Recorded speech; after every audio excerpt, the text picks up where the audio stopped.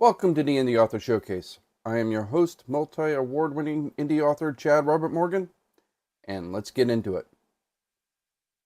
First, let me give you a quick update on using Book Reverb. Now, I think I'm about done using Book Reverb. Overall, my impression is positive. Let me talk a little bit about what's happened. So, I put a little bit of money up on this thing. Now, again, this is a paid site. What you are doing is you're basically bribing people to read your book and leave a review. Now, technically, this does not violate Amazon's you can't pay for reviews things, because technically they don't have to leave a review. They could leave a book report. Basically, they need to prove that they read the book to get the money. And there's two ways to do it, one of which is a review. The review is actually the easier way to earn the money. So they're highly motivated to leave a review. You put up a bid, minimum bid is $6. And let's go a little bit about what we got out of this. Fear got a whopping 7 reviews, 5-star rating. Now, when I say 5-star rating, I mean from Book Reverb, not actually what's on Amazon. This is not an aggregate system. It is telling you what Book Reverb has rated it. Now, these reviews do go on Amazon, but it's not looking at your previous reviews and averaging that with your new reviews. So, 7 reviews on Book Reverb, 5 stars across the board. The Last Rite, which is the first book in my horror series, got 4 reviews, and it averaged a 4.5.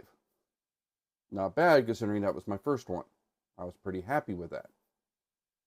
Again, it's not a perfect 5-star review because, again, you don't really control the reviews you get. They are honest reviews. The Last Rite Short Bites, Volume 1, got 1 review.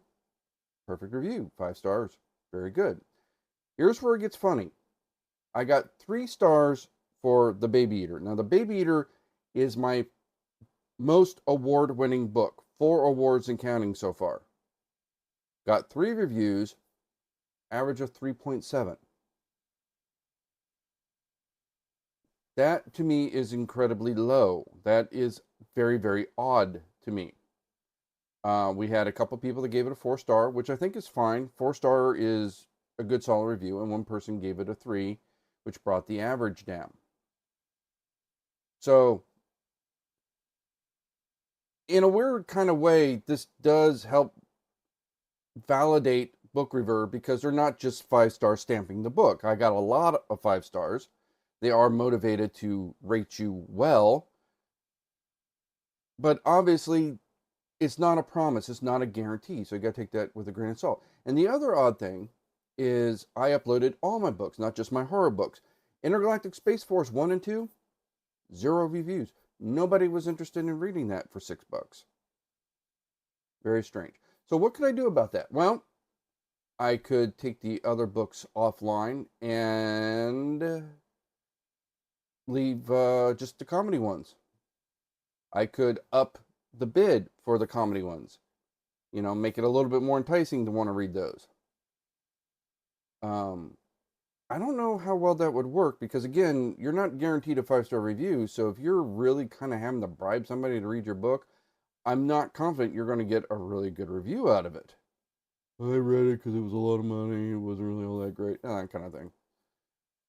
So, all in all, I've had a positive experience with Book Reverb.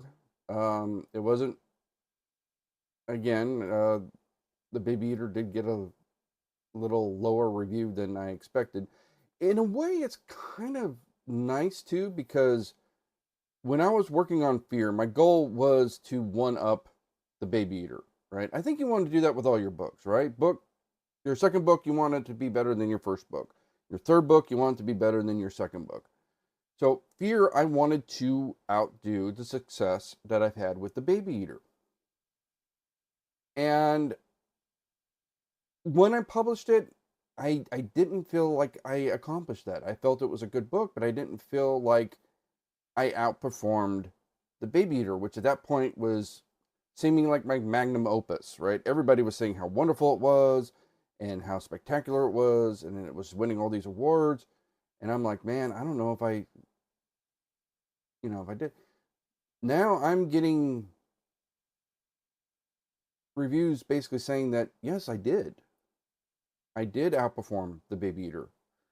Um, some of the people that have reviewed Fear are the same people that reviewed the Baby Eater. So, um, silver lining, I suppose. So that also brings up another question. As you, as a writer, how critical are you on your own work? Because it's always one of those things where, at least for me, when I'm writing, oh, this is fantastic. This is, oh, I'm better than Hemingway. This is fantastic. And then you go back to reread it and you're like, what the hell was I thinking? Was there a gas leak in the house? I mean, what state of mind was I in? So, I don't know. For me, it comes in waves. When I come up with that, oh, best idea ever. This is going to be fantastic. And then somewhere between getting it down on page where it's not, what's in your head doesn't translate to the page the way you envision it, or maybe it's after that part and you're in the editing phase and you're actually reading what you wrote and you start maybe getting some second doubts or some third doubts or some fourth doubts. That is it to me. I mean, again, you tell me, as a fellow writer, do you suffer from that as well? So let me know. Speaking of comments from fellow readers, or fellow viewers, one comment I got was that uh, take the book Reverb with a grain of salt, because one of the problems with book Reverb is that they are unverified reviews. And he was saying, yeah, that happened to me. I had a spike in unverified reviews, and Amazon got suspicious and like blocked the book. So that hasn't seemed to happen to me so far. I've only gotten 15 reviews across 5 books. So maybe use it a little bit. Don't, you know, go for the 250 reviews. Maybe try to get like 5 or 10 just to kind of prime the pump. Use it a little bit, just to be safe. If you do have an incident like that where you've done something like Book Reverb and it has had a negative impact, please let us know. I would love to. Well, I wouldn't love to hear that. I don't want to hear that. But if news like that broke, I would love to pass it forward as a warning to others. So, Book Reverb swears that it's playing nice with Amazon's policies, that you won't get in trouble. One viewer commented that it did kind of bite him in the butt, so grain of salt. Past couple of podcasts, the audio quality has not been all that great because we have been experimenting with new mics. The first lapel mic that I got worked very, very well, but it was limited in the number of people we could use. So I've been looking for a better one that can handle multiple people. The last one can only handle 2. We're going to have a big on-site special coming up in about 2 weeks, so I'm trying to prepare.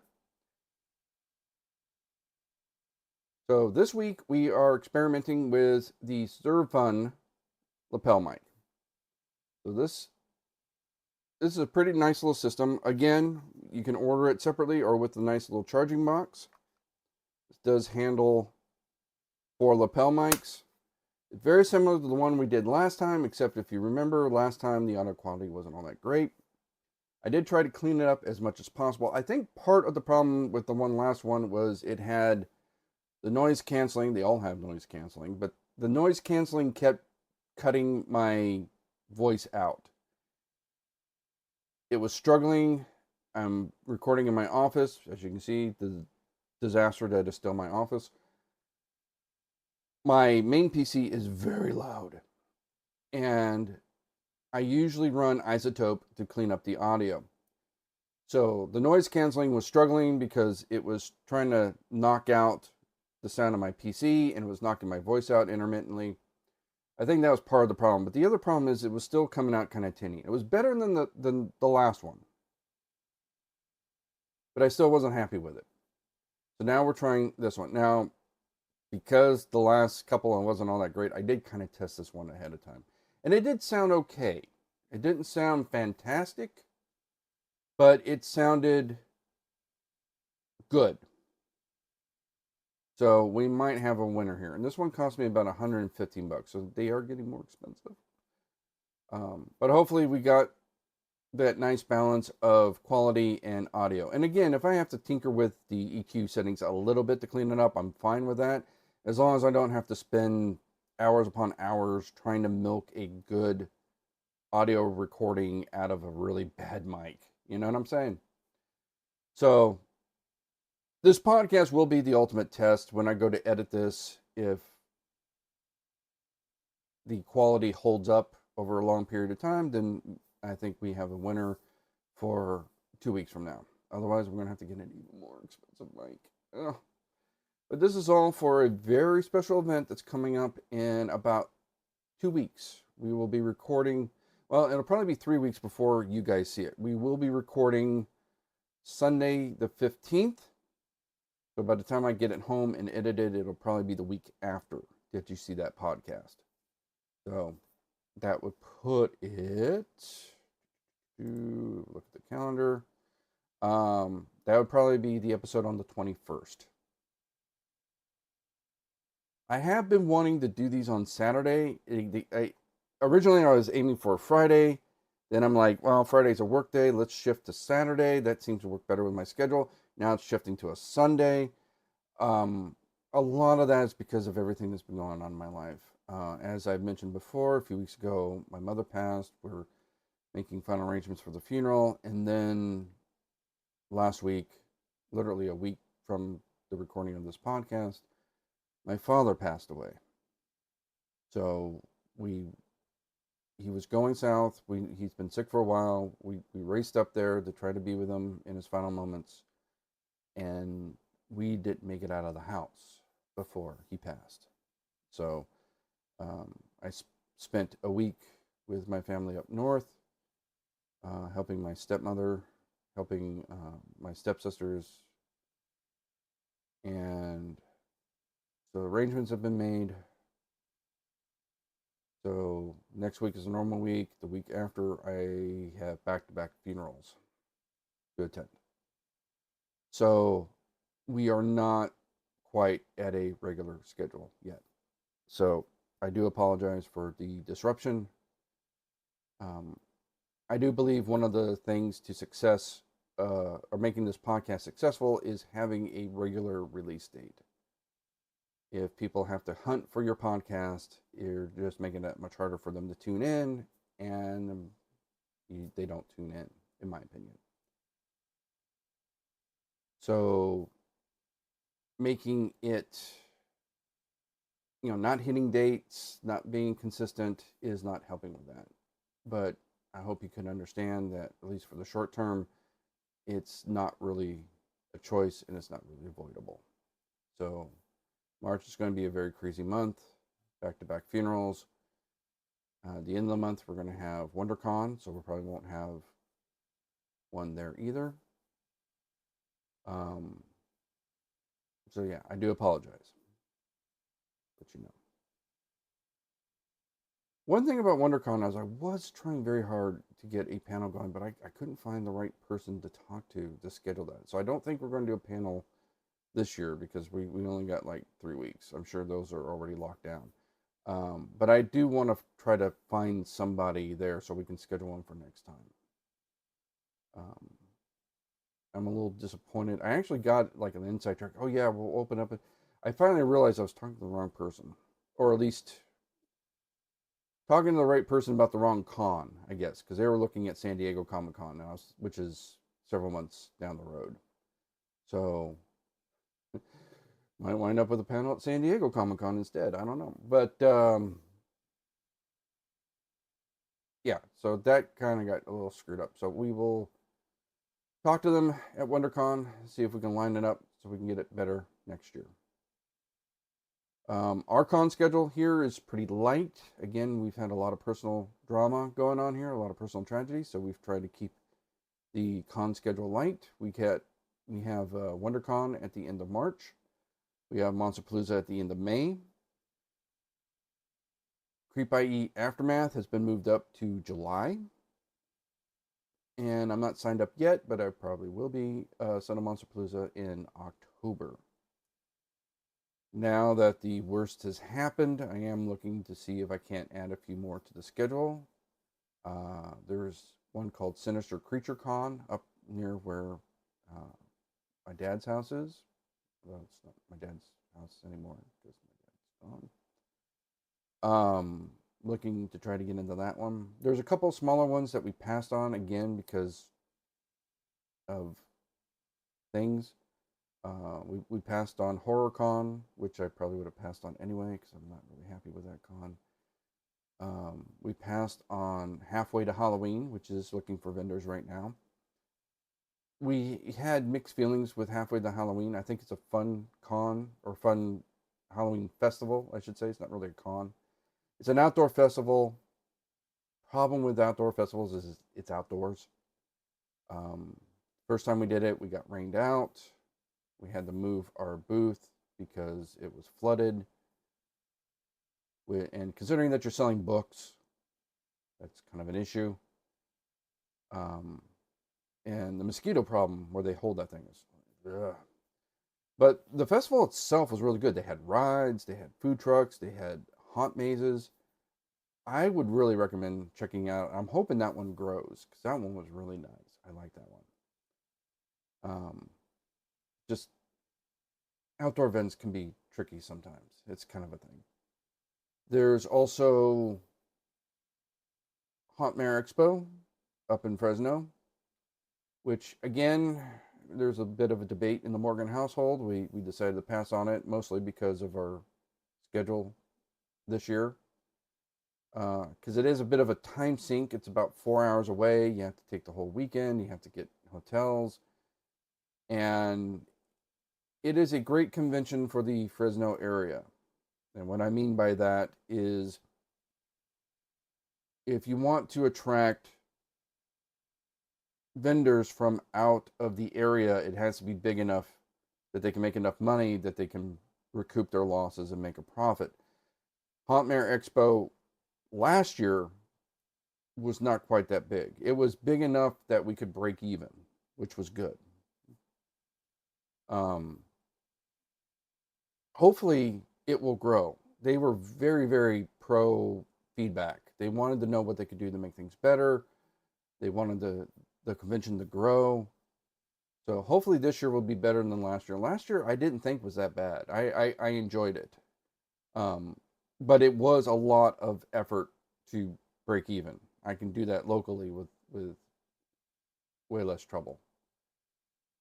So now if you live near Fresno, I highly recommend going to it. I mean, again, if I didn't have to have a hotel room, I would have made a profit. If I didn't have to drive 4 hours up and 4 hours back, could have made a profit. So I did fairly well, just not well enough to warrant all that extra travel right now, especially with everything going on. So hopefully in the next few years, it'll keep growing, keep going, getting bigger. And then I'm struggling to try to get into it. And then when I do, I actually make some really good money. That's what I'm hoping. I'm hoping that for them. There's another, not really a convention, but sort of a rotating showcase. They have multiple shows throughout the year called Monster Mall. I am taking a look at that. There are vendor applications open for various events that they're doing throughout the year. I kind of want to go check one out first. There was another similar one I checked out. That's where I met Eric Williford. Just very, very small, kind of pop-up kind of thing, which was really nice and it was really fun. So that might be a fun thing to get into, especially since they're scattered, right? So you're not really committed to every single one, and you just kind of, pop in for a day and then you're done. And then like, you want to do the one next month? Nah, I got things next month. I'll catch you in February, that kind of thing. I don't know. So But these are all horror conventions that I usually find. I need to find more either like literary fair kind of thing, or I would like to find some more sci-fi conventions because I do have this whole other franchise that doesn't get any love that I would love to get out there and show to people. Horror conventions seem to be very easy to find, at least in this area. So I don't know why that is. So I need to keep an eye out. I know, like somewhere around November, there was an OC book fair I was trying to get into and never heard back from them. So I need to look into that. I do know there is coming up LA Festival of Books, which should have been a really big event for us. We did it one year. It was a huge loss. I don't really know why that didn't work better. There's just so many people that were just there to like check out celebrities and like weren't interested in books. And it's like, well, but you're in a book fair. The event itself was very well run, very well organized. I mean, it was a very well done event. Just wasn't getting the love from the crowds. I don't know why that is. I mean, again, so many people that were walking by saying like, I don't read. Why did you come to the LA Festival of Books? I don't get it. And I think basically they wanted to see celebrities. That was all they're interested in. I had better luck at the Miami Book Fair when I did that, to be honest. And that one was a huge loss because of the fact that it was way on the other side of the country.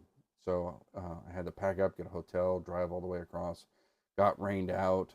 Again, outdoor event. But and I only had like 3 books at the time. Like I got a collection of about 7 now, or 6.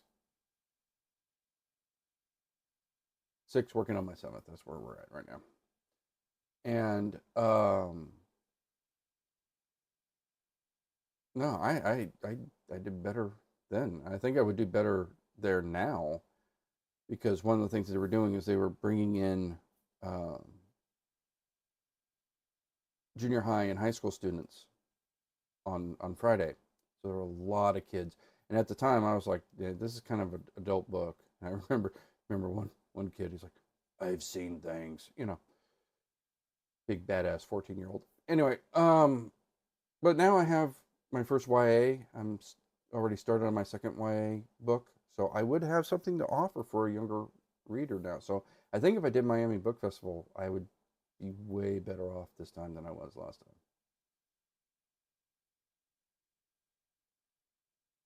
Let's get on to this week's showcase. I found this guy advertising on, I believe, TikTok, and I'm like, well, let's give this guy a shot. And I found it on audio, on Audible, which was really handy because, again, driving up and down to my dad's, it was a short read, so I got through it basically on the round trip. Um, Actually, I pretty much finished it by the time I got to my dad's because it took me about 10 to 12 hours to drive up there. And that was just enough time to get through the audiobook. And we are talking about Cracked Altar by David Viergutz. So this is book 1 of the Otherworld Archives. So just give you a little snippet of the back here. When darkness falls, evil rises. John's life is a living nightmare.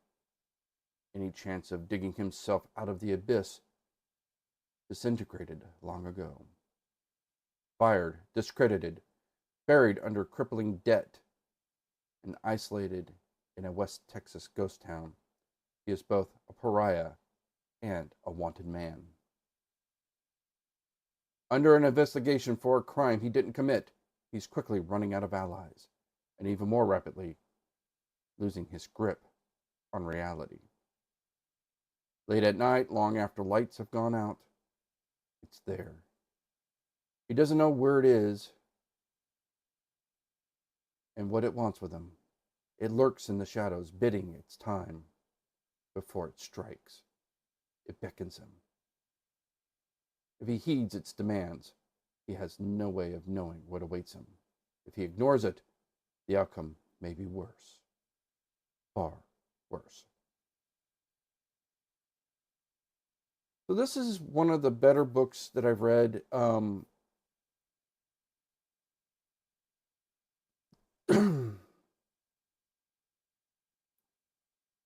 This is one of the better books that I've read. So the author, from what I've read in the bio, has a background in police investigations, and he leans heavily on that when writing this book. This is about a homicide detective, and this isn't two spoilers, this is like chapter 1. This is a homicide detective that basically got burned out and assaulted a very rich person, and he was railroaded. Nobody would hire him anymore. He got fired, and so he winds up in this rinky-dink little town as a deputy. And then there's a missing persons incident. He's pinned for it, and it starts going on from there. When the book starts, we're actually reading his journal entries because he's in therapy because of all this. And then it goes to a police report for the missing woman. And I kind of was getting the vibe that the whole book was going to be like this, like very, very procedural. It reminded me a little bit about the Chaney Brothers book, where the whole book was written as reports and log entries. Very, very realistic and I don't want to say almost like a history lesson kind of thing. But after we get through a few journal entries in the incident report, we actually go to a more traditional chapter structure where everything is told third person, but from John's perspective. John Nova's the former cop in question. A few things that I thought was very interesting about that. First of all, I've never thought about being stalked by a building before, which was kind of a cool concept. So the incident in question happens at this abandoned church, and again, this is like by the time you hit chapter 1, so I'm not spoiling anything. But what's really creepy about the thing is, as he's driving around, he keeps seeing the church like in the distance, right? Like the whole building is following him. And I'm like, okay, that's kind of creepy. I like that. That's cool. Once we get towards the end, we kind of get into some like timey-wimey stuff where it seems like people are, time becomes non-linear and things fold on it. It's almost like they fall into the TARDIS and they get lost in the TARDIS kind of thing. It kind of had that vibe towards the end. Again, creepy, weird, not 100% confident it stuck the landing, didn't blow it. It's not a horrible ending, but I don't know, it kind of on the fence about how well I thought that worked myself. But overall, I thought it was a very strong book. I do think we got that middle of nowhere Texas vibe going to it on top of everything else, which is, again, kind of a fun location for horror, especially when we're talking about good old fashioned kind of more Lovecraftian demons from other dimension type horror kind of thing. It is very vague as to what's happening, who's behind it. Never really kind of answers those questions. Maybe it's living it up for Otherworld Chronicles #2, maybe. I don't know. But again, very solid, very entertaining read, and very high in the creep factor. So, again, check out Cracked Altar by David Viergutz, and I hope I'm not butchering his name. You can check out more of his work at www.davidviergutz.com, and I hope you enjoy it. So I know we're a little on the short side for this episode. I mean, last one I think I rambled on for close to an hour. This one we're wrapping up closer to the 30-minute mark, which is usually what I try to aim for anyway. Again, I apologize. A lot of things are going on. I am feeling a bit overwhelmed, but I think in a couple of weeks things will calm down and I'll be back to just being whelmed. So bear with me for a little bit longer, and we should have some really good interviews and events coming up in the next few months. So stick with us. I really do want to concentrate on improving this podcast and making it better. If you want to support the podcast, try this again. If you want to support the podcast, remember we do have a Patreon, patreon.podbean.com/Indie Author Showcase. You also have our merch on our website, shopspectrumlink.com, where you can find any of our Indie Author Showcase merch, t-shirts, mugs. We just put up a beach towel and a tote bag, which looks really nice.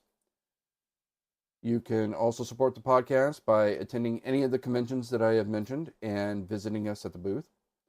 Again, if you have one of my books already, bring it to the booth and I will autograph it for you for free. If you don't have any of my books, you can visit us at the booth and pick one up, and I will autograph it for free.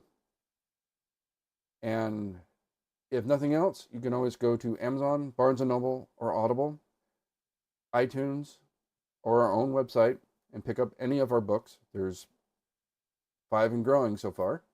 If you like sci-fi comedy, we have Intergalactic Space Force.